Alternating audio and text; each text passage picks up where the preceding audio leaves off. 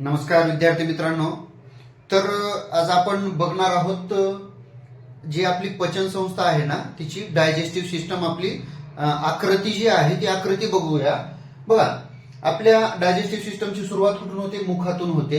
त्यानंतर अन्न जठरामध्ये घुसळलं जातं आणि पुढे ते लहान आतड्यातून मोठ्या आतड्यात आणि मोठ्या आतड्यातून न पचलेलं अन्न मलाशयामार्फत गुदद्वारामार्फत काय केलं जातं?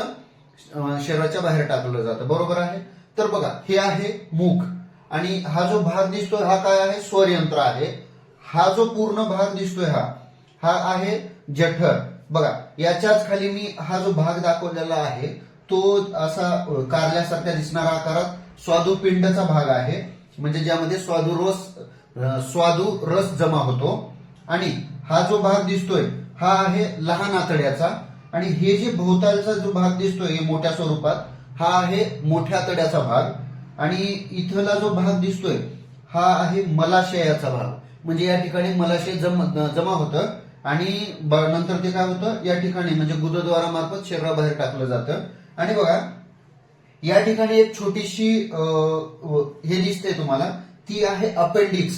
लक्ष, हा आहे पित्ताशय ज्यामध्ये पित्तरस जमा होतो. आणि हा जो भाग दिसतोय हा आहे आपला यकृत. लक्षात ठेवा, म्हणजे जवळपास तुम्हाला या पचन संस्था या आकृतीमधून तुम्हाला पूर्णतः हे लक्षात येईल.